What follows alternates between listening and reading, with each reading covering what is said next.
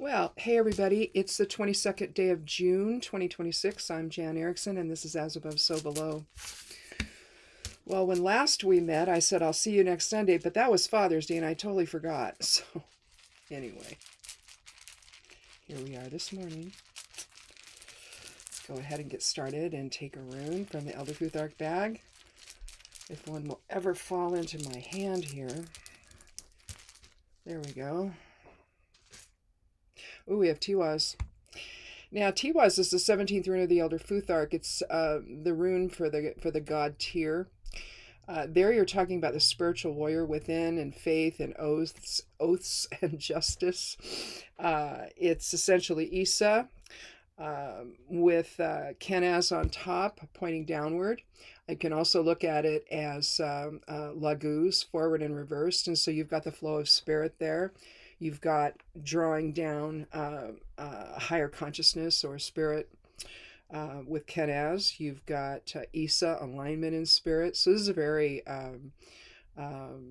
very powerful rune, especially if you're like going to go to court or something like that, you're speaking truth to power at work or wherever. If you're in a maybe a type of social group that does that. And so it's a very powerful rune that really is about sacrificing for the higher good, if you will. So there may be something today where you need to say something, or this week I should say, you need to say something to maybe somebody in authority, or you need to stand up for your rights in some way. Or you're sacrificing on behalf of others by doing that on behalf of others. See there, we have fire, there's water, where's air? There's air, and there's earth. And you may feel constrained, or there may be constraints on you, because we've got Carcer here, which is like a little bird cage or ampule, where you're you can't seem to get outside the perceptions that you have and see something a different way. You're sort of stuck in that same sort of or maybe it's someone else that's stuck in that type of perception and they can't stand up for themselves, and so maybe you're going to do that for them this week or something to that effect. Let's see what the cards have to say though. But Carcer is a very negative rune. It's a rune of self-imprisonment. It's very ego-based, and so this could be the person you're actually going to stand up to, where that person wants everybody to do what they want, to do their bidding, and to not speak up and say, hey, wait a minute, this makes no sense. I think collectively we're dealing with that right now in the world, where you don't know who to believe, you don't know what to believe, you don't know, that the people you should be able to believe, that you can't believe them. And so it's like, well, what's the real truth here? And it feels kind of like we're all about to fall off a cliff that we can't come back up from. It's going to be tough over the next few weeks. So again, this could be about writing your member of Congress, could be doing anything like that if it's on a more worldwide or global or societal base than just simply something in your personal life. So let me cut the deck here and take the lower half. We'll draw 3 cards. Well,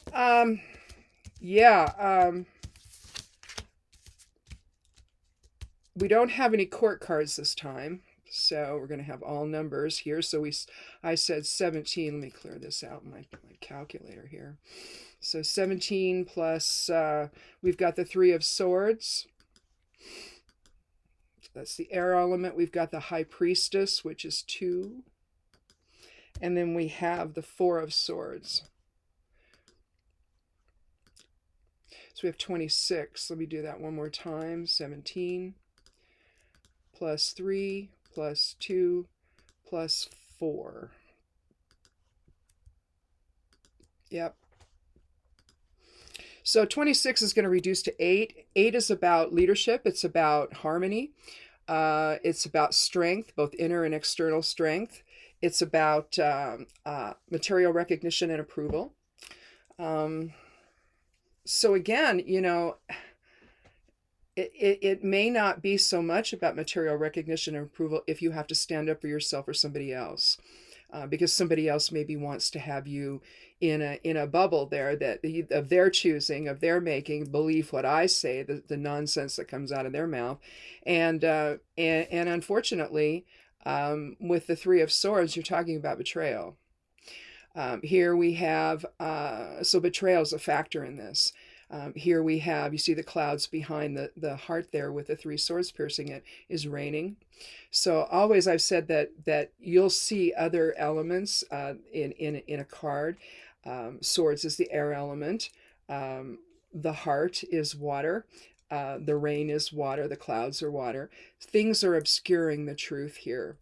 And it looks like when you look at this card, what I would see myself or the querent, the person asking for the reading. If I was just doing my own reading for myself, this would be me. And then you see the two swords behind it. So you could have people talking behind your back. You could have people planning some kind of lie that they want to tell you. And it's a very emotional thing because you don't know who to trust. That integration that the three should bring between people. You look at the Three of Cups, for example, where you've got three women holding their cups high, dancing together, kind of in a circle, and around them is all this abundance, all this fruit and stuff from the harvest. So you've got celebration there and integration that way. The Three of Pentacles, the same sort of thing, where a guy's doing his work, and these two people come by, and he's a mason, and they're admiring the work, and there's an integration there because perhaps they want to hire him or something, or they know somebody that needs something, and they're having a conversation with him about that possibly, and so there's an integration there where people come together, right? Well, with the Three of Swords, it's a little bit different because the people that are coming together are the ones that are doing it behind your back, and so there's a level of mistrust there that makes absolute sense. And with swords in the air element, you're talking communication. So again, they're communicating, they're talking, but they don't want you to know about it. And so there's all this subterfuge with the three. And it's going to take some internal strength to be able to cope with it with Tiwas and to stand up to the people that are trying to deceive you, essentially. And again, whether that's in your personal life or what's going on collectively now, it's there. Clearly we can see the collective stuff, but there could also be something personally that's happening in your life. So I don't want to eliminate that completely either. Here, next we have the High Priestess. Now, I've said this before. In fact, I say it all the time whenever we get, like the Magician or the High Priestess or the Empress or something, or the Fool. There's a type of pathway that is happening there. With the Fool, it's the soul taking its leap into form, taking the skill set it wants to bring into this life with it, but at the same time, we don't know exactly at that point in the Fool what gender it's going to be, what gender it will take on. The Magician next, once will handle all of that, will create all of the structure and who they're going to be and all of that based on elemental balances. And then we come to the High Priestess that takes care of the subconscious realm within, that's linking spirit with form, essentially, within. So you could, I oftentimes I look at the High Priestess and think the rune Isa, which is just a straight line, and that's the alignment in spirit, and that's where we see here. Here we see the line here would be Isa, and then this would be Laguz, and Laguz reversed.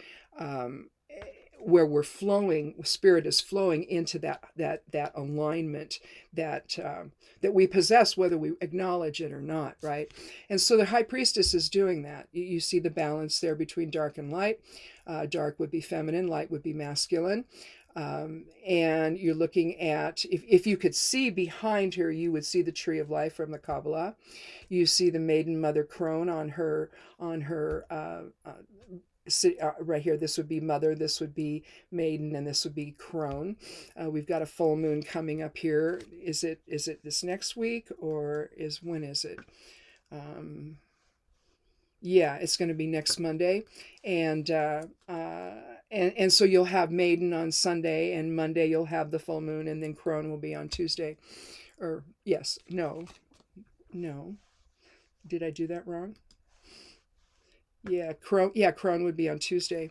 And so you'd see the triplicity there in terms of the moon.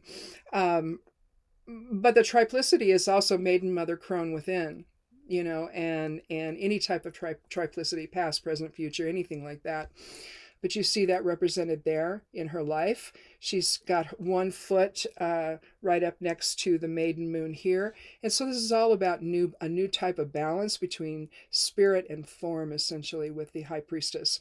The high priestess is also going to be about knowledge and wisdom and revelation. And so again, when you look at when you look at the rune Tiwaz, okay, some of that's involving revelation as well and clarity, what the inner truth really is. And so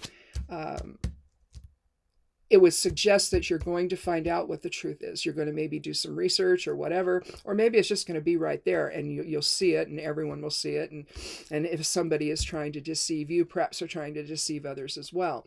Especially if this is like a work situation or maybe even in a family. And so you have to go within and you have to figure out what's really going on here. What is and what is my purpose involved in the whole thing? We've still got a lot of pollen. We have cottonwood trees, and not as many as we used to because we took some out.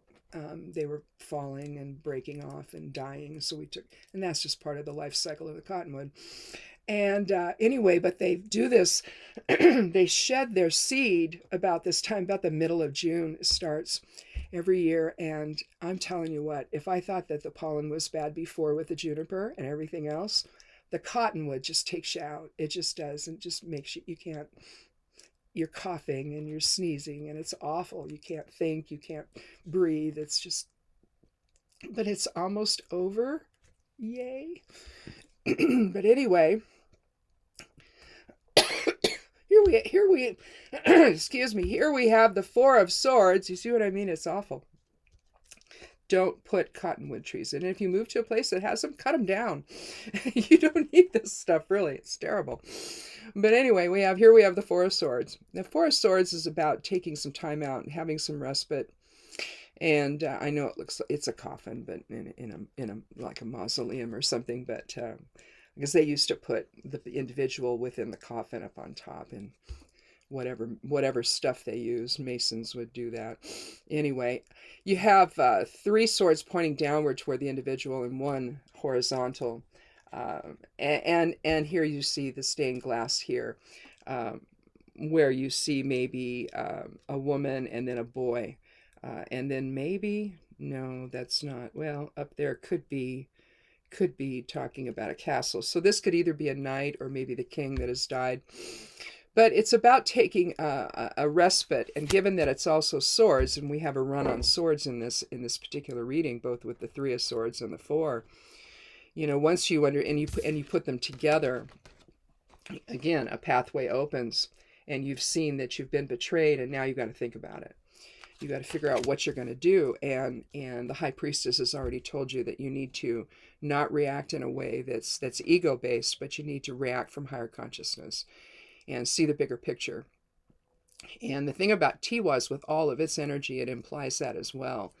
The spiritual warrior within, speaking truth to power, speaking truth to those that are trying to deceive this week, but taking time out before you do, having that pause before you do to truly understand what's going on, either to just take a walk or to sit quietly, whatever you need to do to just sort of let your thoughts go away and focus solely on whatever messages you're getting from higher self, and to take the best path forward.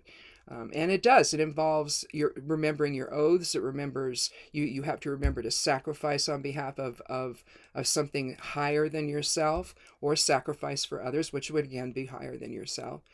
When you're speaking truth to power, when you're speaking your truth to somebody else that's deceived you, if you want to put it down in purely personal terms. And it's a difficult thing to do, but it's empowering at the same time.